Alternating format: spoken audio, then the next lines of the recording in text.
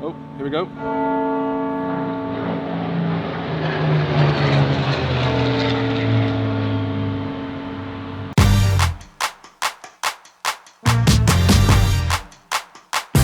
So recently I went behind the scenes of a drone operation where the objective was to capture footage of 2 World War II Spitfires on a flypast, or flyover, as you Americans put it. This was in honour of Police Memorial Day here in the UK and the service being held at Lincoln Cathedral.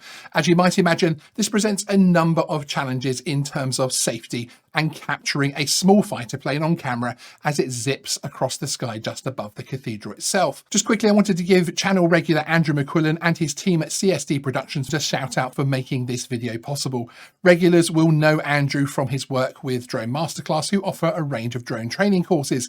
There is a link in the description to the website, so go take a look. First up, and a short explanation of why the event was happening. The National Police Memorial Day website, which again is linked in the description below, has full coverage of the event, and you can even donate there directly. The site explains the National Police Memorial Day was founded by Joe Holness following the brutal killing of fellow Kent police officer John O'Dell at Margate in December 2000. An official annual national day, the NPMD provides a dignified and sensitive service of remembrance to honour the courage and ultimate sacrifice of police officers throughout the United Kingdom. The service rotates around each of the 4 countries, with 2021 being held at Lincoln Cathedral, which is in the Midlands of England. The cathedral itself is a sight to behold, especially when approached from the air, with yearly maintenance coming in at a reported £1.6 million. The cathedral and wider city is well worth a visit of its own, with many welcoming inns and restaurants, including a delightful little pub called the Morning Star, where the Geeksvana crew stopped for a refresher after filming was complete. In terms of the aircraft, the 2 scheduled Spitfires were coming in from RAF Conisbee, which is to the southeast of Lincoln Cathedral. The aircraft belong to the Royal Air Force Battle of Britain Memorial Flight and operate from a Typhoon base. Their mission is to maintain the priceless artefacts of national heritage to commemorate those who have fallen in service of this country. They operate 6 Spitfires, 2 Hurricanes, a Lancaster, a C-47 Dakota and 2 Chipmunk aircraft, the latter mainly used for training. You can find out more from their official website, which is linked in the description below. The memorial flight is crewed by full RAF personnel and again runs from an active base. So let's take a look at the flight path the Spitfires would need to take between RAF Coningsby and Lincoln Cathedral. Then we'll go to our vlog and interviews from the ground, which includes footage from the drone. The flight between the RAF base and the cathedral is short, only a few minutes. We're expecting a couple of Spitfires. This one, TE311, appeared to have some form of technical issue. It took off about an hour before the fly past and then landed again after 20 minutes. So we didn't know whether to expect both Spitfires or what was happening. Perhaps this was a short assessment flight and the decision was made to send just the 1 Spitfire instead. That would make the job of capturing the flypast all the more difficult, of course. Once the flight was underway, we were able to track the flight via Flight Radar 24, although we were more likely to judge things on the time of arrival that was expected, rather than necessarily the app with the delay of everything coming through to our phones and tablets. In terms of the drone used, we were using an Inspire 2 with an X7 camera attached.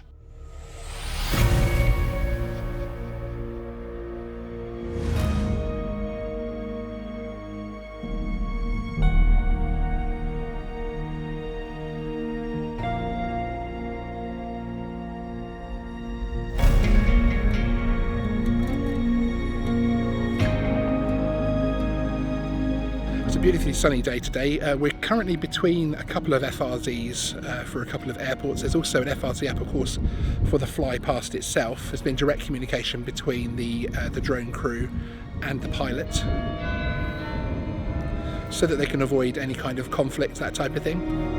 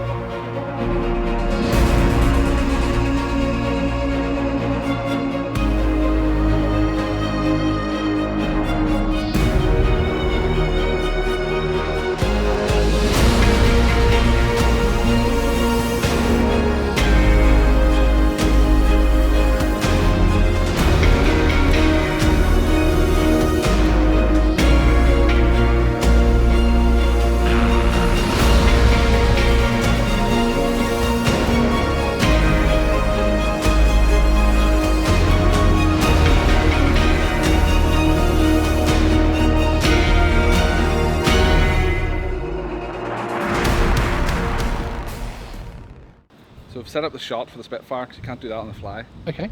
So if you have a look here, you'll see we'll sort of frame. We've got the cathedral in. We've also got the castle in just to frame it nicely. So we're good 500 meters out. So we're just, well, there we go, 500 meters. You can see the drone left of the chimney. So we're all good there visibility wise. Good visibility for that. And we know the mast is this is 82 meters tall. So we've got basically 3 of those on top of each other, so he's coming 500 to 1,000, so we should be able to see him easy enough. Yes. It's also 5K footage, so we can crop in. Of course, we've agreed we can't move while he's there. We have to be static. Okay. He's going to have a look for us if he can, but we agreed he both wouldn't see us. But we've agreed basically a quadrant of airspace for us, so we have to stick in that static in that. And if he has any emergencies, we've been in orbit. We're set up now. We've done our tests. We know we've got good signal, so that means when it comes to the crunch moment, you're ready. Everything should be good. So now you'll land the Inspire again and then be ready to take off when you know it's getting close. I've marked the location of where we're flying from, just so that whenever we go to it, we can go quickly. Excellent. And then yeah. So you've spoken to the pilot himself multiple times regarding conflict. Yeah. How did you gain clearance as far as the NOTAM is concerned for the flight path? Is that enough to speak to him? Yeah, well, the NOTAM didn't include details of who the pilot was or contact details. Yes, I noticed that. That's why I asked. Yeah. So there's a thing called the RAF events team in Northolt. So there's a public number you can phone for them. Okay. And then they'll basically take the details and go, right, that pilot's doing it, so we'll give the details to the pilot. And then once they give the details to the pilot, it's up to the pilot to, the pilot will sort of contact you if they want to. Brilliant. They'll take full details on that phone number. Yes. But if they don't want to speak to you, they won't phone you. Yes. But if they do want to speak to you, they are very good.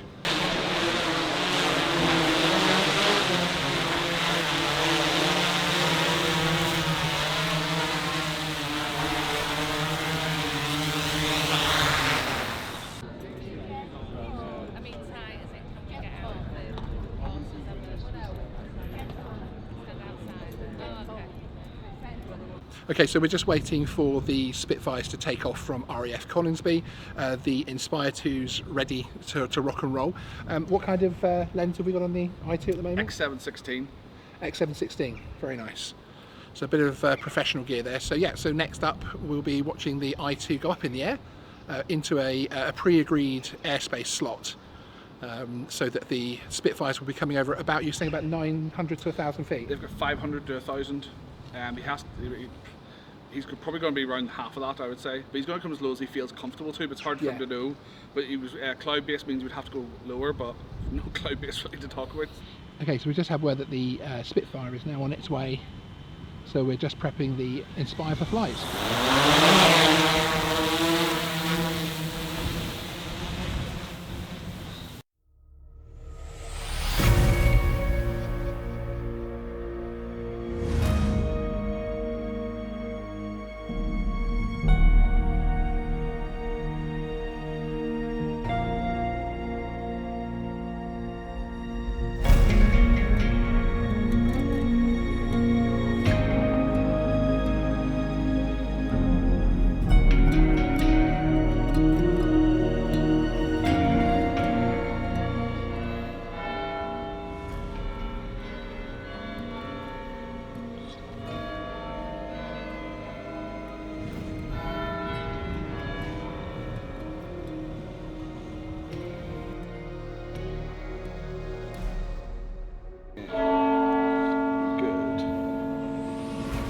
I wonder if the Spitfire can hear the chimes.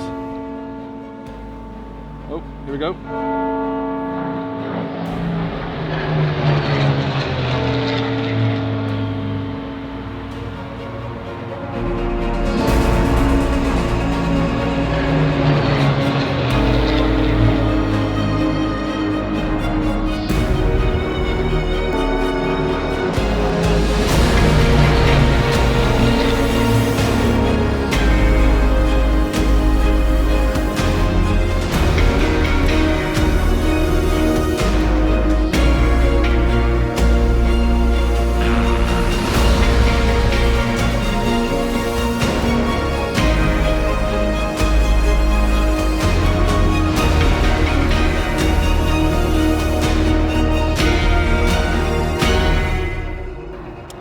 Okay, so a little bit of drama at the end there, but I think you did seem to capture it. Check the footage, it's all good. It's knowing what to do whenever problems do happen. Like DJI being DJI. Yes. So it's we've got the 3 passes on camera in good quality.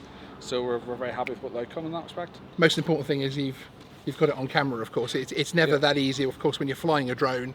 And the other thing that you're filming is also a flying aircraft as well. And you don't know what height they're exactly going to be because there's so many variables for them. So whenever that came in, we were told 500 to 1,000. So we left basically about 1,000 feet above on the picture so we could come through.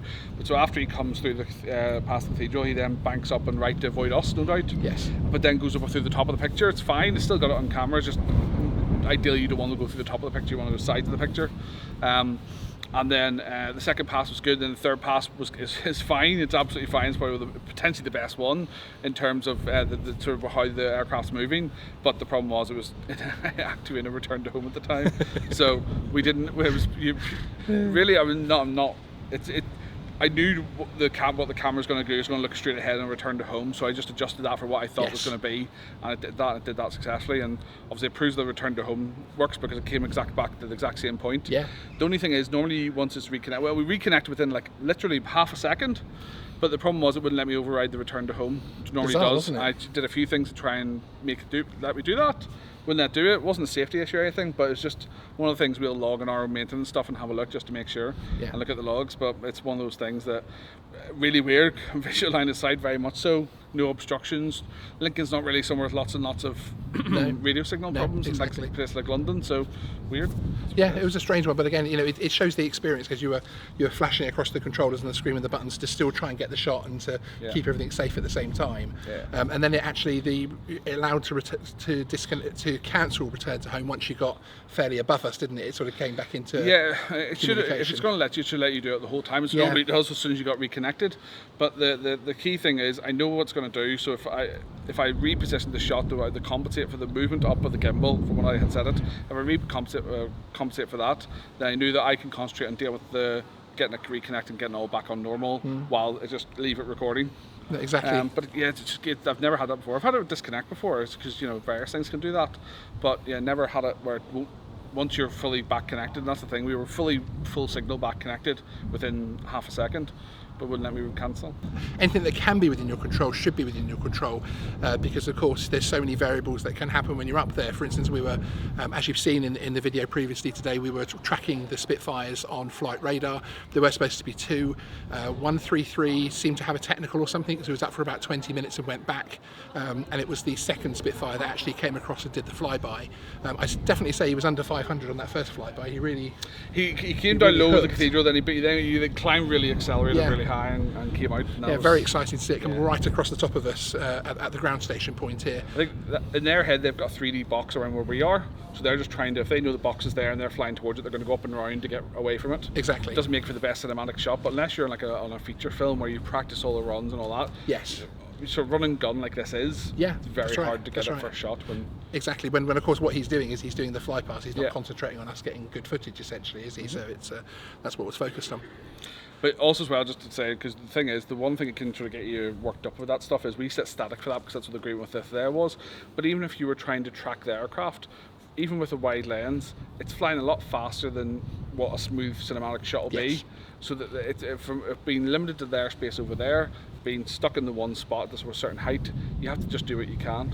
You can't guarantee to track a fast moving aircraft flying 180 knots. No, exactly. You have to exactly as you say, you have to put everything in place, plan as much as possible, but then be ready to get what you get essentially, because it is that is the nature of it.